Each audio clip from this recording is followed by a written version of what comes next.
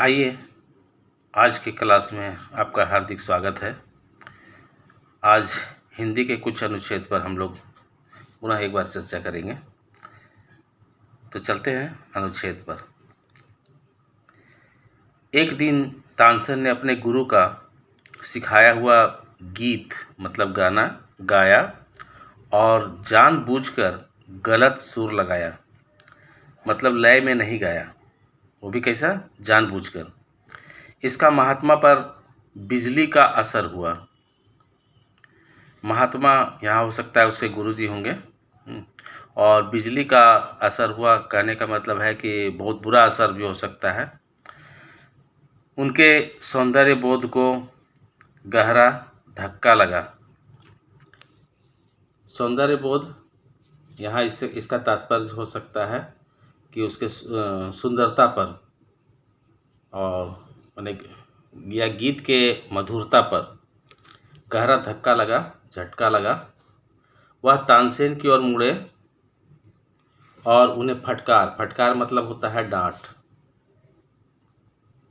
डांट लगाते हुए कहा, तानसेन तुम्हें क्या हो गया है? मेरे शिष्य होकर तुम इतनी भूल करते हो।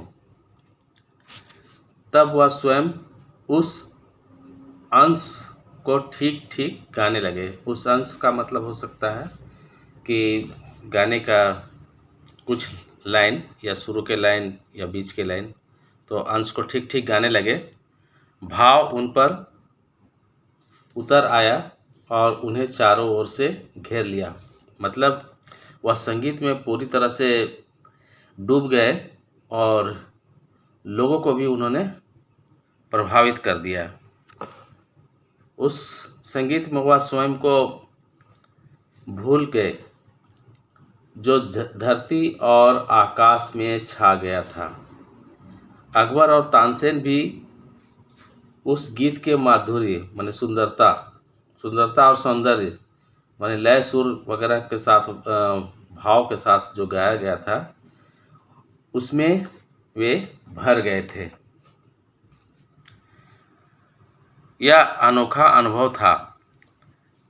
जब संगीत थमा तो अकबर तानसेन की ओर मुड़ा और बोला, तुम कहते हो तुमने इस संत से संगीत सीखा, किंतु लगता है कि तुम इनसे जीवंत सौंदर्य मतलब है भाव वाला जो सुंदरता है, मधुरता है, को नहीं सीख पाए।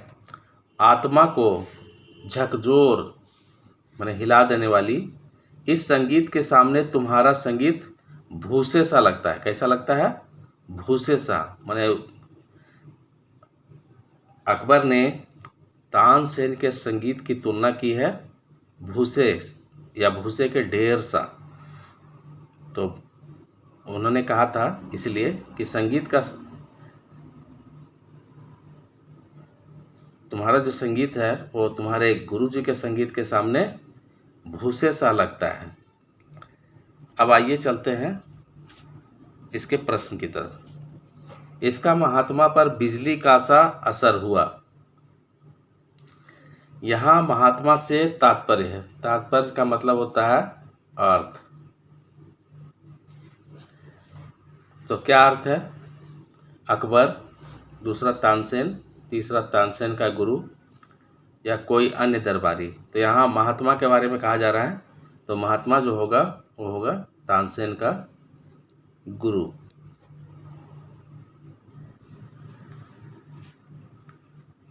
आइए,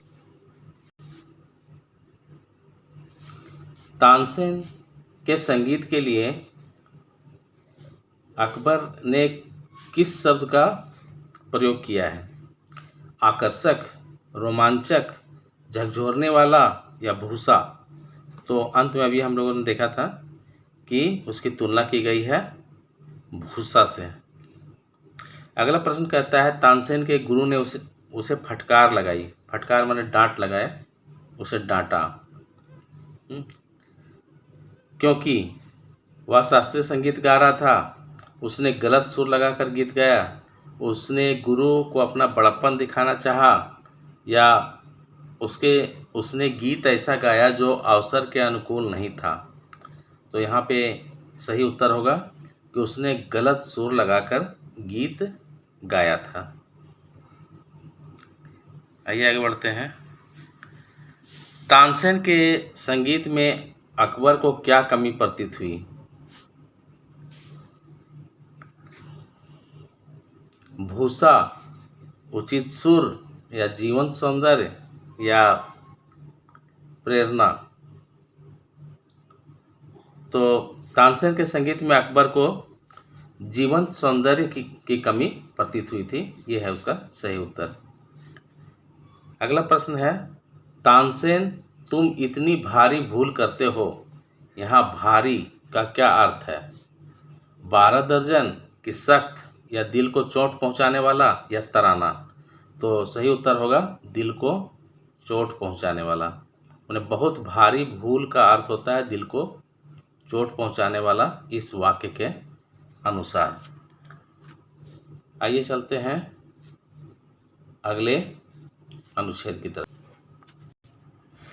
हमारा अगला अनुच्छेद है कि 2 मित्र जंगल में थे जब उन्होंने एक भालू को अपनी ओर आते देखा।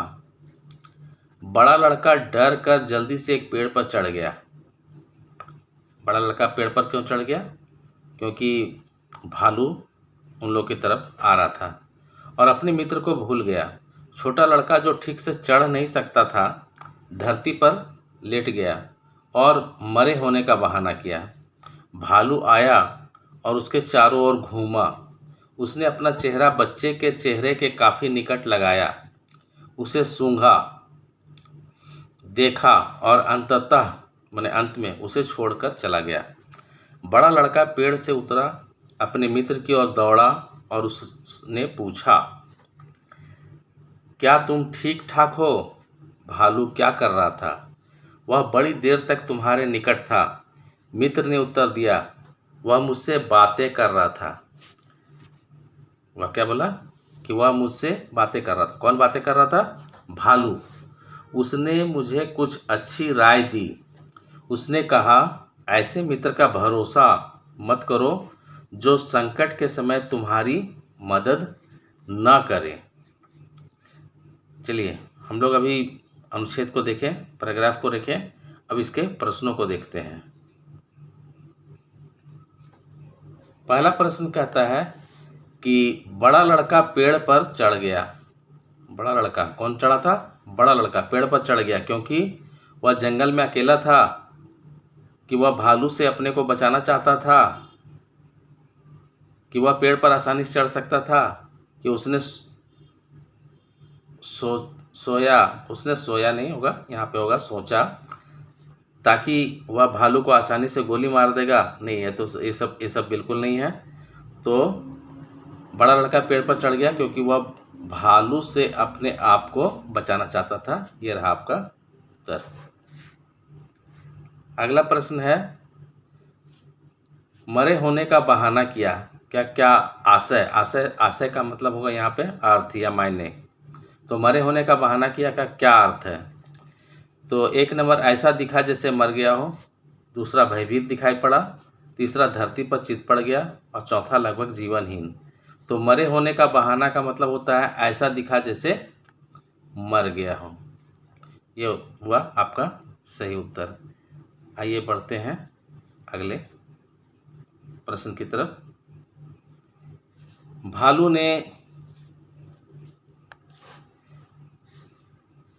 ने छोटे लड़के को हानि नहीं पहुंचाई क्योंकि वह पेड़ पर नहीं चढ़ा, वह लड़के से डर गया, उसे दया आ गई, या उसने सोचा लड़का मर गया है। तो भालू ने छोटे लड़के को कोई हानि नहीं पहुंचाई क्योंकि उसने सोचा कि लड़का मर गया है, इसलिए उसने उसको चोट नहीं पहुंचाई। कि मरे हुए क्या चोट पहुंचाना, इसलिए उसने उसको चोट नहीं पहुंचाया। नेक्स्ट प्रश्न है, कहानी में चालाक कौन निकला? भालू, बड़ा लड़का और भालू, कि छोटा लड़का? तो इसमें चालाक निकला छोटा लड़का। बड़ा लड़का तो पेड़ पर चढ़ गया था, छोटा लड़का पेड़ में नहीं चढ़ सकता था। उसके पास भालू से डरने का नौबत आ गई थी, इसलिए क्या किया, वह मरने का बहाना करके लेट गया और भालू उसको मरा हुआ समझ करके छोड़ करके चला गया। तो इसमें चालाक कौन निकला? छोटा लड़का। आइए चलते हैं अगले प्रश्न पर। कहानी का सीख क्या है? जो संकट के समय धोखा न दे वही सच्चा मित्र है, कि जो अपने हितों की रक्षा करे वही सच्चा मित्र है, जो सदा मीठा व्यवहार करे वही सच्चा मित्र है, जो खुशी के दिनों में आपके साथ रहे वही सच्चा मित्र है। तो कहानी से हमें यह सीख माने शिक्षा, यह सीख मिलती है कि जो संकट के समय धोखा ना दे वही सच्चा मित्र है। यही हो जाएगा आपका सही उत्तर। आइए अगले अनुच्छेद की चर्चा करते हैं। एक बार मालवा में एक राजपूत राजा रहता था। उसका राज्य छोटा, हलचल रहित और शांतिपूर्ण था, माने शांत था। विशेष लड़ाइयाँ या राजनीतिक समस्याएं नहीं थी। इसलिए उसके जीवन का एक उद्देश्य था अपनी प्रजा को प्रसन्न रखना। प्रजा कहा जाता है उसके राज्य में रहने वाले लोगों को। एक साल वहां बड़ा सूखा पड़ा, खेत सूख गए और चटक गए। चटक गए का मतलब होता है फट जाना, चटक गए माने फट जाना, खेत सूख जाना और बीच बीच में फट जाना। पेड़ गंजे हो गए, मतलब है कि पेड़ के पत्ते जो है सो झड़ गए, केवल डंटी या शाखाएं दिखाई पड़ रही थी। धरती पर किसी प्रकार के फूल, फल या फसलें नहीं बची। राजा चिंतित था। राजा सोच में पड़ गया कि अपनी प्रजा को दुर्भिक्ष का मतलब होगा यहाँ पे संकट। क्या होगा? संकट से कैसे बचाया जाए। वह नर्मदा नदी के पास गया, झुका और प्रार्थना की, हे पवित्र नर्मदा, हमें वर्षा का वरदान दो, मेरी प्रजा को दुर्भिक्ष से बचाओ, मतलब संकट से बचाओ। यहाँ संकट क्या था?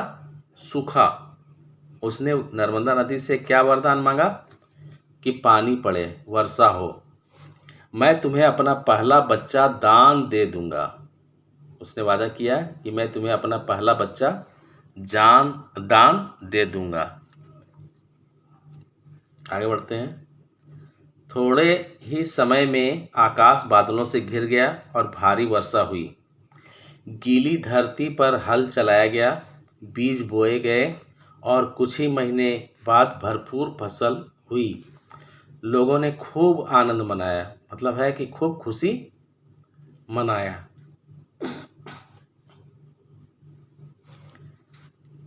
चलिए आगे बढ़ते हैं। अब हमारा आता है प्रश्न।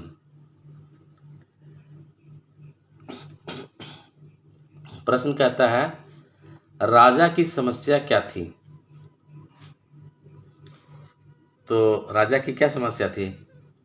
लड़ाइयाँ थी? नहीं। राजनीति? नहीं, राजनीति कोई समस्या नहीं थी। दुर्भिक्ष या बाढ़ें? तो बाढ़ नहीं आया था। क्या आया था? दुर्भिक्ष है संकट। और वो क्या था? सूखा का संकट, वही था यहाँ उसका दुर्भिक्ष। यही सबसे बड़ी समस्या थी। किस कथन से प्रकट होता है कि राजपूत राजा अपनी प्रजा को प्यार करता था? राजा ने अपने पहले बच्चे को नर्मदा को दान दे दिया, कि उसने अपनी प्रजा के लिए अन्न के सरकारी भंडार खोल दिए, उसने पड़ोसी राज्यों पर दबाव डाला कि वे भोजन का दान करें, या उसने जो है सो भोजन करने के लिए अपने महाराजा का शिविर खोल दिए? तो ऐसा कुछ नहीं। अपनी प्रजा से प्यार दिखाने का उसमें जो किया था वो किया था। राजा ने अपने पहले बच्चे को नर्मदा को दान दे देने का वादा किया था या दान दे दिया था। यही था उसका प्यार दिखाने का तरीका। आइए बढ़ते हैं अगले प्रश्न की तरफ। जब सूखा पड़ती है तो बहुत वर्षा होती है कि धरती सूख जाती है और चटक जाती है? लोग बड़े प्रसन्न होते हैं, लोग बीज बोते हैं। तो सही उत्तर क्या होगा कि धरती सूख जाती है और चटक जाती है। धरती सूख जाती है और चटक जाती है। अगला प्रश्न है, राजा ने नर्मदा से प्रार्थना की। किस चीज़ की प्रार्थना की थी? अनाज के लिए, दुर्भिक्ष के लिए, एक बच्चे के लिए कि वर्षा के लिए? तो उत्तर आपका सही क्या होगा? वर्षा के लिए। तो ये था आज का प्रश्न और कुछ अनुच्छेद। आशा है आपको समझ में आया होगा और इसी तरह मेरे साथ बने रहिए। प्रत्येक दिन कुछ न कुछ नया लेकर मैं ज़रूर आपके सामने उपस्थित होऊंगा। तो मेरे साथ बने रहने के लिए धन्यवाद।